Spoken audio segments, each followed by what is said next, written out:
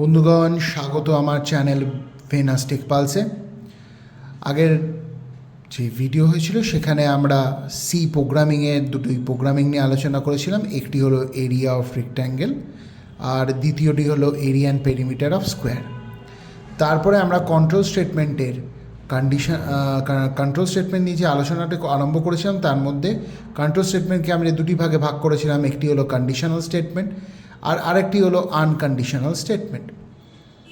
Conditional স্টেটমেন্টকে আমরা দুটি ভাগ করি, একটি হচ্ছে সিলেক্টিভ ব্রাঞ্চিং স্টেটমেন্ট বলতে পারি, সিলেক্টিভ আর ব্রাঞ্চিং স্টেটমেন্ট একটি, আর দ্বিতীয়টি হলো ইটারেটিভ স্টেটমেন্ট অর লুপ। তো আমরা প্রথমে সিলেক্টিভ অর ব্রাঞ্চিং যে স্টেটমেন্টগুলো আছে সেগুলো নিয়ে আলোচনা আরম্ভ করেছিলাম। তার মধ্যে ইফ এলস এই দুটি নিয়ে আলোচনা করেছিলাম। আজকে আমরা ইফ এলস ইফ বা নেস্টেড ইফ এগুলো নিয়ে আলোচনা করব। তো প্রথমে আমরা আগে নেস্টেড ইফে গিয়ে যাই। যদি বলে নেস্টেড ইফ কি, if statement which resides within another if statement is known as nested if. তার মানে একটা ইফ স্টেটমেন্টের মধ্যে আর একটা ইফ স্টেটমেন্ট থাকলে তাকে আমরা নেস্টেড ইফ বলবো। First outer condition is tasted, তার মানে প্রথমে যে বাইরে যে ইফ কন্ডিশনটি থাকবে সেটি প্রথমে টেস্টেড বা সেটাকে প্রথমে চেক করা হবে। If it is true then only the inner condition will be tested. যদি সেই ফার্স্ট বা আউটার যে কন্ডিশনটা ইফের ট্রু হয় তখনই আমরা ভেতরে ইনার লুপটাকে চালাতে পারব, না হলে কিন্তু চালাতে পারবো না। তাহলে first outer condition is tasted. If it is true then only inner if condition will be tested. If both conditions satisfied then only the body will be executed. If both condition মানে inner loop আর outer loop, প্রথমে outer loopটার condition যদি true হয় তবেই আমি inner লুপে যাব, inner লুপের condition যদি ট্রু হয় তবেই আমি চালাতে পারবো। তাহলে আমরা একটা এক্সাম্পল দেখি যে ওয়্যাপ to read marks in 3 subject, print the grade. ধরুন আমি লিখছি ইন হ্যাশ ইনক্লুড studio.h, এটা হচ্ছে হেডার ফাইল সি এর ইন্ড মেন। যা মেন না লিখলে আমাদের কিন্তু কোনোভাবেই সি প্রোগ্রামটা রান করতে আমরা পারবো না। এর মধ্যে আছে ইন্ট T1 T2 T3 আর অ্যাভারেজ। আমি তিনখানা নিয়ে নিলাম, মানে তিনখানা সাবজেক্টের মার্কস নেওয়ার জন্য T1 T2 T3 তিনটে ভেরিয়েবল নিলাম এবং তার সাথে অ্যাভারেজ করবার জন্য আরেকটি ভেরিয়েবল নিলাম। স্ক্যানএফ করে আমরা কি করলাম, পার্সেন্ট ডি করে অ্যাম্পারসেন্ট T1 T2 এবং T3 তিনটে যে ভেরিয়েবলগুলো নিয়েছিলাম সেই ভেরিয়েবলগুলো আমরা মেমোরিতে রেখে দিলাম বা এর মধ্যে আমার ভ্যালু স্টোর হবে। অ্যাভারেজের মধ্যে আমরা করছি T1 plus T2 plus T3 divided by 3। তার মানে T1 T2 T3 ভ্যালুটাকে আমরা অ্যাড করে যদি 3 দিয়ে ডিভাইড করি then we will get the average. এইবার আমার নেস্টেড লুপ বা নেস্টেড ইফ লুপ শুরু হবে। কীরকমভাবে আমরা বলবো দেখুন, যদি T1 এর value greater than is equal to 35 হয় অ্যান্ড এটা হচ্ছে লজিক্যাল অ্যান্ড, T2 এর ভ্যালু গ্রেটার দ্যান 35 হয়, greater than is equal two, আবার লজিক্যাল অ্যান্ড T3 এর value greater than is equal to 35 হয়, তাহলে তবেই লুপের মানে সব কটা কন্ডিশন, মানে তার মানে আমাকে T1 T2 এবং T3 এই তিনটেতেই আমার ভ্যালু দিতে হবে আইদার গ্রেটার দ্যান 35 বা ইজিক্যাল টু 35।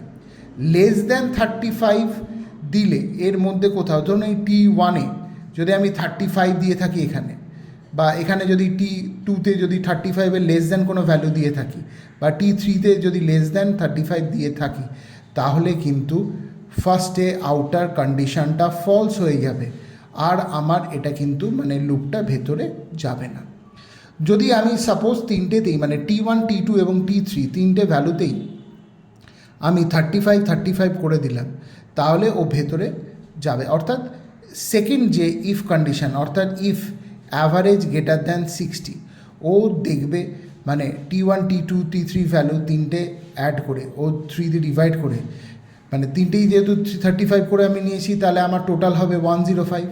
105কে আমি 3 দিয়ে ডিভাইড করলাম, তো 3 দিয়ে ডিভাইড করতে 105 পেলাম 35। তো এখানে এবারে আসছে যে if average 35 is greater than is equal two 60, না এই কন্ডিশানটা ওর ফলস হয়ে গেল, ও তখন ইফ এলসে এলো। অ্যাভারেজ মানে এখানে 35 বসিয়ে আমি দেখছি যে greater than is equal two 50, 35 greater than equal to 50 কখনোই হয় না, তার মানে ইফ এলস ইফের এই কন্ডিশানটাও বাতিল হয়ে গেল।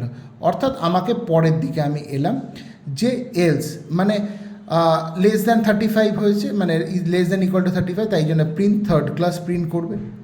আর যদি কিছুই না বেরোয়, মানে একদম লো পার্সেন্টেজ বলে লাস্টে ফেল করিয়ে বের করে দেওয়া হবে, লাস্টে মানে ফেল প্রিন্ট করে দেওয়া হবে, এবং লাস্টে আমি রিটার্ন 0 লিখে এটা শেষ করেছি। ঠিক আছে, এবার চলুন আমি একটা ওই এক্সাম্পলটাকে আবার একটু বিস্তৃতভাবে বললে খুব ভালো হয়। দেখুন, এন্টার 3 সাবজেক্টসের মার্কস নিয়েছি 35, 35, 35, এই 30। তো এখানে কি হয়েছে, 3টে অ্যাড করে এখানে ওরা ফেল দিয়েছে, ওরা দিয়েছে ফেল। তার কারণ হচ্ছে অ্যাভারেজটা 35-এর খুবই নিচে নেমে গেছে, তাই জন্য এটাকে ফেল দিতে হয়েছে। নেক্সট, নেস্টেড ইফের পরেই আমি যেটা বলবো সেটা হচ্ছে সুইচ লুপ বা সুইচ স্টেটমেন্ট। সুইচ স্টেটমেন্টের মধ্যে যেটা আসছে, it is control statement, it is a decision making statement, it is multi way selection statement. এবার এখানে আমি একটা সিনট্যাক্সটাও আপনাদেরকে লিখে দিচ্ছি, সেটা হচ্ছে সিনট্যাক্সের মধ্যে দেখুন সুইচ, সুইচের পরে এক্সপ্রেশন দিতে হয়, তারপর কেসের কনস্ট্যান্ট 1 বডি থাকবে, ব্রেক থাকবে, case 2 body break, case 3 body break. ঠিক আছে, কেস 4 মানে এটা হচ্ছে ধরুন কনস্ট্যান্ট এনটা, মানে আমি যত দূর যাবো তত দূর তার বডি, প্রত্যেকের বডি একবার করে ব্রেক। আর লাস্টে একটা আমাকে রাখতে হবে ডিফল্টটা রাখতেই হয়, তাতে গুড প্রোগ্রামিং কনসেপ্টের জন্য আমরা মানে ভালোভাবে প্রোগ্রামিং কনসেপ্টটা আমরা শিখতে পারার জন্য এই ডিফল্টটাকে আমাকে রাখতেই হবে। আমি যেটাকে আপনাদেরকে নোট দিয়ে দিচ্ছি, সেই নোটটা হচ্ছে ব্রেক ইজ অপশনাল স্টেটমেন্ট, বডিও কিন্তু এখানে optional, default is also optional, case must contain constant or constant expression, cases cannot be duplicated. অর্থাৎ আপনি একবার কেস 1 ডিক্লেয়ার করে দিয়েছেন, আবার কিন্তু আমরা কেস 1 ডিক্লেয়ার করতে পারবো না, বা আমরা কেস 3 ডিক্লেয়ার করেছি, সেই কেস 3টা আবার কিন্তু আমি ডিক্লেয়ার করতে পারবো না। ঠিক আছে, এক্সাম্পল হচ্ছে hash include stdio.h header file, int main, int number আমি নিয়েছি, প্রিন্টএফ সিঙ্গেল ডিজিট নাম্বারটা নিলাম, স্ক্যানএফ করে নাম্বারটা আমি মেমোরির মধ্যে রেখে দিলাম। এবার সুইচ নাম্বারটা কি, ধরুন আমি কেস 1, আমি নাম্বারটা দিলাম 1, তাহলে কেস 1-এর সাথে আমার মিলল, তাহলে ও প্রিন্ট করবে মানডে, আর ব্রেক করে লুপ থেকে বেরিয়ে আসবে। বা আমি যদি দিই নাম্বারে দিলাম 4, তাহলে কেস 4-এর সাথে মিলল, তাহলে প্রিন্ট করবে কি থার্সডে প্রিন্ট করবে, ব্রেক করে লুপ থেকে বেরিয়ে আসবে। নেক্সট আমি যদি কেস 7 মানে যদি নাম্বার 7 দিই, তাহলে কেস 7-এর মধ্যে যাবে প্রিন্টএফ, সানডেটা প্রিন্টএফ করবে, ব্রেক করে বেরিয়ে আসবে। কিন্তু আমি যদি এখানে সাপোজ 10 দিলাম, তো 10 ভ্যালুটা মানে নাম্বারটার মধ্যে 10 দিলাম, তো এখানে কেস 10 নেই, তার মানে কেস 10 মানে ও ডিফল্ট প্রপোর্শনে গিয়ে প্রিন্টএফ করবে কি ইনভ্যালিড ইনপুট। ঠিক আছে, এখানে দেখুন এন্টার আর সিঙ্গেল ডিজিট নাম্বার আমি 6 দিলাম, স্যাটারডে দেখাচ্ছে। আমি এন্টার আর সিঙ্গেল ডিজিট নাম্বার 8 দিলাম, তাহলে ইনভ্যালিড ইনপুট, কারণ 8 এখানে নেই। বন্ধুগণ, আপনারা আমার এই ভিডিও দেখে আমাকে আরও উদ্বুদ্ধ করুন, যাতে আমি পরবর্তী ভিডিওগুলোকে আরও ভালোভাবে দিতে পারি, এবং আমার এই ভিডিওটাকে আরও লাইক এবং শেয়ার করুন।